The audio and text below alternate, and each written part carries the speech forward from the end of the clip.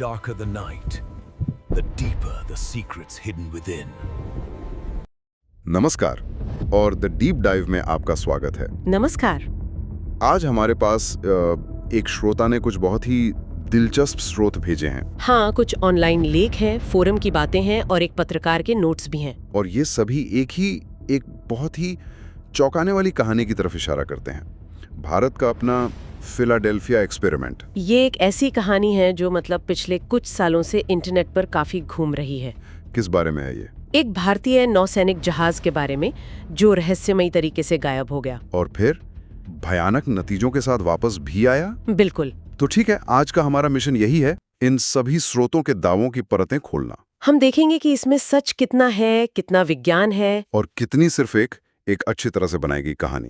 चलिए शुरू करते हैं। तो कहानी की शुरुआत होती है अक्टूबर 2019 से। जगह थी दिल्ली एनसीआर के पास। हाँ, यमुना किनारे एक पुराना नेवी का टेस्टिंग जोन। अच्छा। वहाँ आईएनएस प्रतीक्षा नाम के एक जहाज पर एक अधिकारी थे, अर्जुन मल्होत्रा।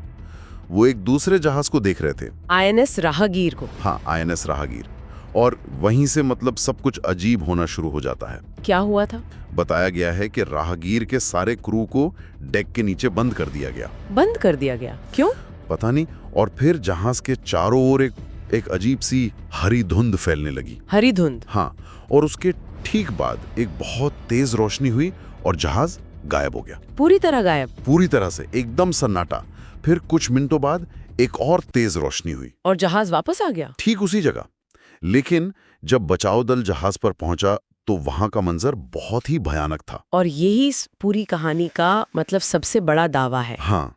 एक बात और, ये कहानी 1943 के अमेरिकी फिलाडेल्फिया एक्सपेरिमेंट से बहुत ज्यादा मिलती जुलती है ना? बिल्कुल, लगभग वैसी है। उस कहानी में भी तो यही था कि अमेरिकी नौसेना ने एक जहाज यूएसएस एल्ड्रिज को अदृश्य करने की कोशिश की और उसके क्रू के साथ बहुत भयानक हादसे हुए। कुछ लोग तो जहाज की दीवारों में ही धंस गए थे। हाँ, तो ऐसा लगता है कि ये जो भारतीय कहानी है वो उसी का एक नया मॉडर्न रूप है। तो चलिए इसके पीछे के विज्ञान को समझने की कोशिश करते हैं जो इन स्रोतों में बताया गया है। ठीक है। एक रिटायर्ड अधिकारी अर्जुन मल्होत्रा का जिक्र है। वही जो आईएनएस प्रतीक्षा पर थे। हाँ, वो सालों बाद एक पत्रकार निखिल राघव को सब कुछ बताते हैं। क्या बताते हैं? कि ये भारतीय नौसेना के एक गुप्त शैडो डिवीजन का प्रयोग था। Shadow division? हाँ, और ये प्रयोग यूनिफाइड फील्ड थ्योरी पर आधारित था। ओ, यूनिफाइड फील्ड थ्योरी। ये क्या है? क्या इससे सच में किसी जहाज को गायब किया जा सकता है? देखिए, ये कह सकते हैं कि ये फिजिक्स का एक बहुत बड़ा अधूरा सपना है। अधूरा सपना? हाँ, आइंस्टाइन ने इसकी शुरुआत की थी। उनका मकसद था कि ब्रह्मांड की सारी ताकतों को, जैसे ग्रेविटी और इलेक्ट्रोमैग्नेटिज्म, एक ही इक्वेशन में बांध दिया जाए। तो क्या वो सफल हुए? नहीं, वो अपने जीवन में इसे पूरा नहीं कर पाए और आज भी साइंटिस्ट इस पर काम कर रहे हैं। अच्छा। तो ये सोचना कि 2019 में किसी ने इस थ्योरी को न सिर्फ सुलझा लिया बल्कि उसका इस्तेमाल करके एक पूरे जहाज को गायब कर दिया, ये तो विज्ञान से ज्यादा साइंस फिक्शन लगता है। बिल्कुल, ये हमारी आज की समझ से बहुत बहुत दूर की बात है। स्रोतों में एक और तकनीकी शब्द का जिक्र है, इलेक्ट्रोमैग्नेटिक डी-गॉसिंग एक्सपेरिमेंट्स। ये क्या होता है? देखिए, ये एक असली तकनीक है, कोई फिक्शन नहीं है। अच्छा। हाँ, डी-गॉसिंग का इस्तेमाल वर्ल्ड वॉर 2 के समय होता था। किस लिए? जहाजों को चुंबकीय समुद्री तुरंगों मैग्नेटिक सी माइंस से बचाने के लिए। वो कैसे? जहाज के चारों तरफ एक इलेक्ट्रिक फील्ड बनाकर उसका जो मैग्नेटिक सिग्नेचर होता है उसे कम कर दिया जाता था ताकि माइंस उसे पकड़ ना सकें।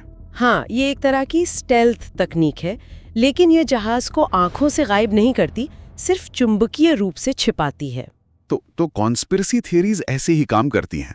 वो एक असली वैज्ञानिक आइडिया लेती हैं, जैसे डिगॉसिंग, और उसे काल्पनिक नतीजे जैसे गायब हो जाना से जोड़ देती हैं। बिल्कुल सही कहा। कहानी को भरोसेमंद बनाने के लिए एक सच का छोटा सा टुकड़ा काफी होता है। अब कहानी के सबसे परेशान करने वाले हिस्से पर आते हैं। क्रू के साथ क्या हुआ? हाँ, अर्जुन मल्होत्रा के मुताबिक जब बचाव दल आईएनएस राहगीर पर चढ़ा तो उन्होंने बहुत ही भयानक दृश्य देखे। जैसे? कुछ सैनिक तो अपनी जगह पर पत्थर की तरह जमे हुए थे। जमे हुए? हाँ, और एक सैनिक का हाथ जहाज की स्टील की दीवार में समा गया था। हे भगवान, जैसे मांस और धातु एक हो गए हों। ये तो बहुत डरावना है। और भी है, एक दूसरा सैनिक कमर से नीचे धातु के फर्श में धंस चुका था। ये कैसे मुमकिन है? और सबसे भयानक, नीचे के डेक में कुछ सैनिकों के शरीर पूरी तरह से उलट-पुलट गए थे। उलट-पुलट मतलब? जैसे किसी ऊर्जा ने उन्हें तोड़कर गलत तरीके से वापस जोड़ दिया हो। ये सारे विवरण सीधे सीधे मूल फिलाडेल्फिया एक्सपेरिमेंट की कहानियों से लिए गए लगते हैं। अच्छा। हाँ, ये एक क्लासिक हॉरर तरीका है जब इंसानी शरीर और मशीन एक हो जाते हैं। ये कहानी को सिर्फ एक तकनीकी गलती नहीं बल्कि एक मानवीय त्रासदी बना देता है। जो लोग बच गए उन पे क्या असर हुआ? उन पर भी स्थायी असर पड़ा। कुछ सैनिकों में पागलपन और हिंसा के दौरे पड़ने लगे। और कुछ तो चलते चलते ही जम जाते थे।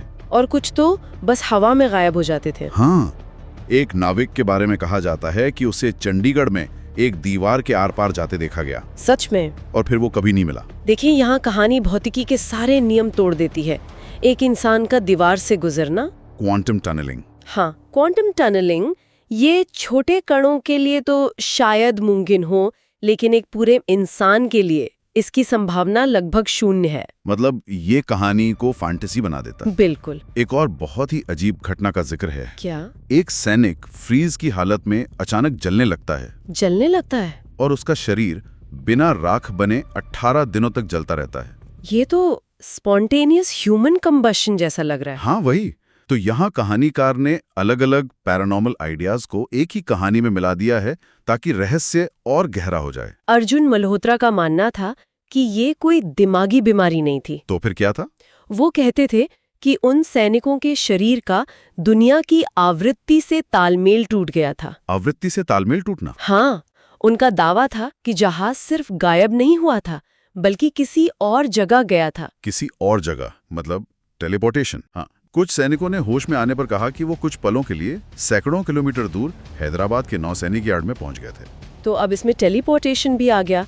जब आप इन सब चीज़ों को एक साथ देखते हैं, अदृश्यता, शरीर का धातु में मिलना, टेलीपोर्टेशन, तो ये एक वैज्ञानिक प्रयोग कम और साइंस फिक्शन की कई कहानियों का मिश्रण ज़्यादा लगता है। सही बात है। अब आते हैं उस हिस्से पर जो हर कॉन्स्पिरेसी थियरी का जरूरी हिस्सा होता है। सरकारी लीपापोती, कवर अप। बिल्कुल। पत्रकार निखिल राघव जब आधिकारिक रिकॉर्ड्स की जांच करते हैं तो उन्हें कुछ नहीं मिलता। कुछ भी नहीं। उस दिन का कोई रिकॉर्ड नहीं, कोई असामान्य घटना का जिक्र नहीं, सब कुछ एकदम साफ। और यही तो कॉन्स्पिरेसी थ्योरी का सबसे मजबूत और सबसे कमजोर पॉइंट होता है। वो कैसे? सबूत का ना होना ही सबसे बड़ा सबूत बन जाता है। तर्क ये होता है कि अगर कुछ हुआ ही नहीं तो रिकॉर्ड इतने साफ क्यों है? मतलब इसे झुठलाना नामुमकिन है। हाँ, क्योंकि आप किसी ऐसी चीज का सबूत नहीं दे सकते जो है ही नहीं। स्रोतों में यह भी कहा गया है कि सेना ने असली क्रू को बदल दिया, लॉग बुक्स दोबारा लिखी और सभी गवाहों को चुप करा दिया। हाँ, ताकि यह प्रयोग विज्ञान नहीं बल्कि एक मजाक या एक कहानी बनकर रह जाए। और ये शैडो डिवीजन जैसी बातें भी कहानी को और विश्वसनीय बनाती हैं। हर देश के सेना के पास गुप्त रिसर्च प्रोजेक्ट होते हैं, ये सब जानते हैं। तो एक गुप्त डिवीजन का आइडिया भरोसेमंद लगता है, भले ही उसका कोई सबूत ना हो। बिल्कुल।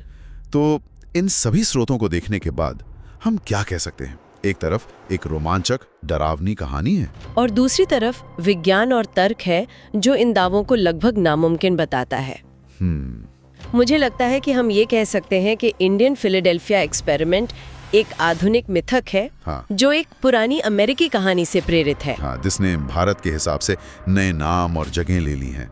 ये कहानी हमारी उस उत्सुकता और डर को दिखाती है जो हम गुप्त सैन्य तकनीक के बारे में महसूस करते हैं। और ये भी कि इंटरनेट के दौर में ऐसी कहानियां कितनी तेजी से फैलती हैं। बिल्कुल। लोग इसमें नई नई बातें जोड़ते जाते हैं जब तक कि सच और कल्पना के बीच की लकीर ही मिट जाए। ये कहानी हमें हमेशा स्रोतों पर सवाल उठाने की याद दिलाती है ना? हाँ, कि क्या कोई चश्मदीद है, कोई ठोस सबूत है, या ये सिर्फ सुनी सुनाई बात है। और इस मामले में ये लगभग पूरी तरह से सुनी सुनाई बातों पर ही आधारित है। हाँ। कहानी के अंत में एक और संकेत दिया गया है। अच्छा। मुंबई के पास एक पुराने वायुसेना ठिकाने में एक और गुप्त प्रोजेक्ट की बात कही गई है, जहां कहते हैं कि समय खुद रुक जाता है। ये एक क्लासिक कहानी कहने की तकनीक है।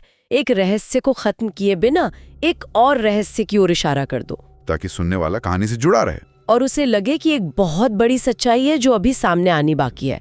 ये एक कभी ना खत्म होने वाला सिलसिला बन जाता है। तो कुल मिलाकर हमारे श्रोता ने जो स्रोत भेजे वे एक बहुत ही दिलचस्प शहरी किंवदंती का दस्तावेज है, जो विज्ञान के ठोस जमीन पर नहीं बल्कि हमारी कल्पना और हमारे डर की जमीन पर खड़ी है। और ये एक चेतावनी भी है कि कैसे एक सच के छोटे से दाने के चारों ओर कल्पना का एक विशाल महल खड़ा किया जा सकता है। और शायद यही इन कहानियों का असली मकसद होता है। वे हमारा मनोरंजन करती हैं, हमें सोचने पर मजबूर करती हैं और हमें उस अनजाने के बारे में बात करने का मौका देती हैं जिससे हम सब कहीं न कहीं डरते हैं। बहुत खूब, ये सच में एक गहरी पड़ताल थी।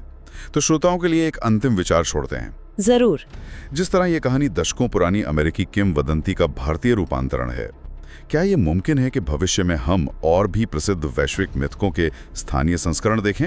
और वो हमारे समाज और हमारी चिंताओं के बारे में क्या कहेंगे? सोचने वाली बात है। Welcome to Andheri Kahaniyan. If you seek the darkness, subscribe and ring the bell for more chilling tales.